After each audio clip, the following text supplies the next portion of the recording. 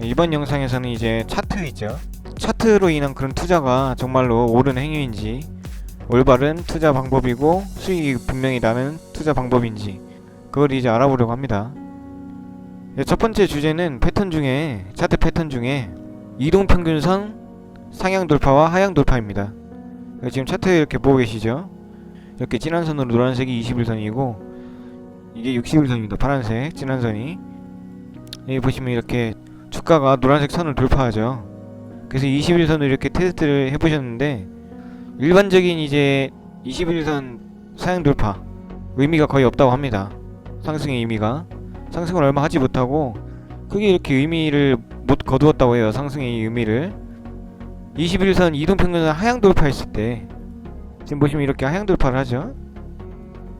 이렇게 하향 돌파를 하거나 이렇게 하향 돌파하거나 이런 현상이 일어나면은 이건 이제 매도 신호로 봐도 무방하다 이렇게 또 평가가 나와 있어요. 그리고 21선 이평선이 상승하고 있을 때 돌파하는 거는 어느 정도 맞다고 합니다. 이동평균선이 이게 상승하고 있어요. 20일 이동평균선이 이렇게 상승 추세에 있을 때 돌파를 하는 거죠. 이렇게 하향 추세일 때 돌파는 이렇게 밑으로 떨어지고 있는데 주가가 21선을 돌파하면 의미가 없는데 이미 상승 추세에 있는 그런 상태에서 이렇게 상승 추세 있죠. 자, 이렇게 상승 전환될 때 이렇게 돌파를 하면은 이건 다 의미가 있다는 얘기입니다. 이게 큰 의미는 별로 없다. 그게 결론입니다. 결국에는 이동평균선 상향 돌파는 별로 큰 의미가 없다고 봐야 된다. 이렇게 보시면 됩니다.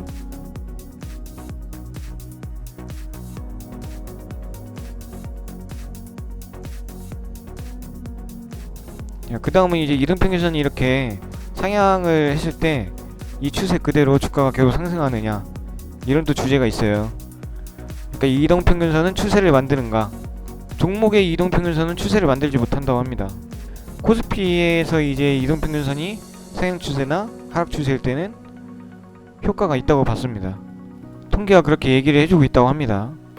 그러니까 종목의 이동평균선은 추세를 만들지 못하지만 코스피나 코스닥 같은 지수 이동평균선은 상향 또는 하향이라면은 이제 장기간 상승 추세나 하락 추세에 어느 정도 효과를 보여준다. 이렇게 보시면 되는 거예요. 그 다음 주제는 이제 골든크로스와 데드크로스인데요.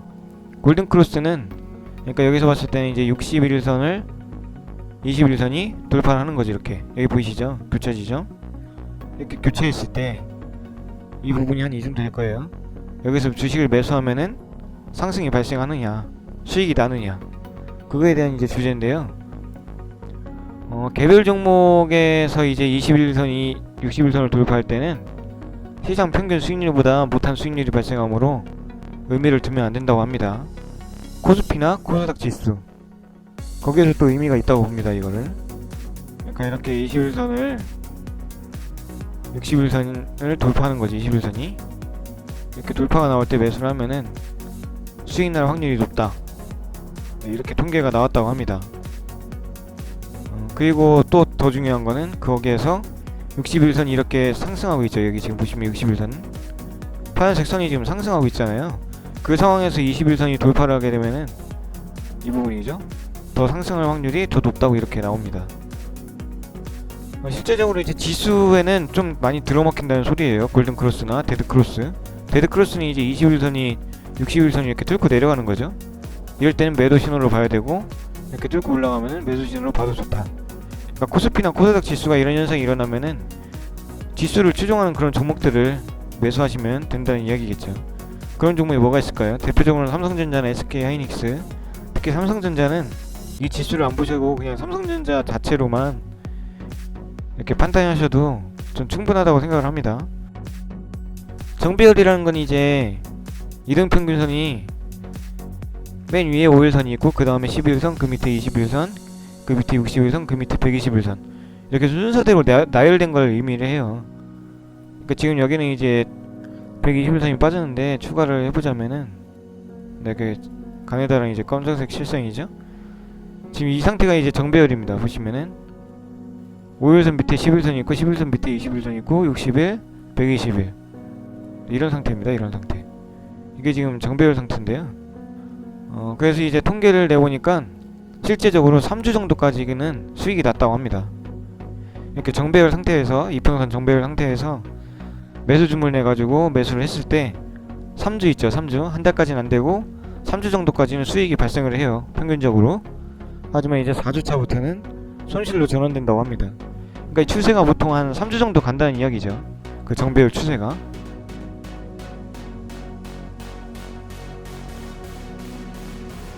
시장에서 많이 사용하고 있는 지표 중에 하나인데요, 볼린저 밴드. 아시는 분들은 아실 거예요, 볼린저 밴드. 여기가 아니고 이제 가격 지표에 볼린저 밴드 있죠. 지금 이렇게 볼린저 밴드가 나왔죠. 이렇게 수축되는 현상이 있죠. 이렇게 좀 폭이 좁아져요, 위아래 상한선이. 그리고 주가 변동성이 클 때는 이렇게 넓어지고요, 주가 변동이 별로 없을 때는 이렇게 폭이 좁아집니다. 이제 무조건 상단 돌파할 때 매수한다는 그런 내용이 있어요. 실제로 이제 통계를 내보면은 시장 평균 수익률보다 못한 것으로 나왔어요, 통계가. 그러니까 코스피 지수 수익률보다 떨어진다, 이렇게 나온 거죠. 20일 이동평균선 위아래로 이제 4% 정도, 이격이 4%나 8% 이내일 때는 정말 강한 상승의 힘이 축적이 된다고 해요. 그 힘이 축적됐다가 이제 변동성이 터질 때 주가 상승이 나타난다는 거죠. 그리고 또 하나는 이제 12주 고가나 52주 신고가 근처에서 상단 돌파할 때는 상승의 힘은 더 크게 발생한다, 이렇게 나타난다는 겁니다. 그러니까 신고가 돌파의 힘도 같이 얻고 볼린저 밴드 상단 돌파의 힘도 두 가지가 조건이잖아요. 그 조건 두 개가 이제 합쳐지니까 상승의 확률은 굉장히 커지더라, 이런 이제 조사 결과가 나온 거죠. 근데 이제 볼린저 밴드의 경우에는 이제 한두 번 정도 수익 나는 경우가 많이 있긴 한데, 이런 지금 시즌의 경우처럼 기하 평균적으로 이제 여러 번 계속 반복해서 볼린저 밴드만으로 투자를 했을 경우에는 이제 이런 시즌 같은 종목 말고 모든 종목 통틀어서 결국 이도저도아닌 수익률이 나오기 때문에 운용 전략이 굉장히 필요하다, 대응 전략을 이제 잘 짜서 해야 된다, 그걸 지금 이제 저자는 말을 하고 있어요. 이제 다음 내용들은 이제 몇 가지가 더 있습니다. 이제 신고가 매매가 있고, 그것도 이제 통계를 낸 거죠. 신고가 매매는 정말 수익이 나는지, 그리고 상한가 종목들은 그 상한가 따라잡기를 하면은 정말 수익이 크게 나오는지, 효과가 있는 매매법인지. 그리고 이격도 있죠. 이격도라는 건 이제 21선과 이제 주가의 괴리율이죠. 벌어진 정도. 이렇게 많이 벌어지면은 주가가 다시 21선에 붙으려는 성질이 있다, 그걸 이용해서 이제 하는 건데, 어떻게 보면 이제 엔벨로프 매매법과도 많이 이제 닮아있는 매매죠.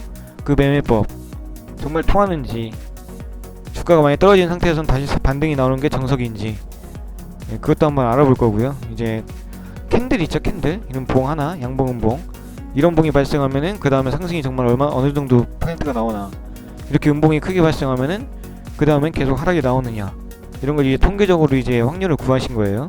그거에 대한 내용을 이제 영상 한 편씩 해가지고 소개를 해드리려고 합니다.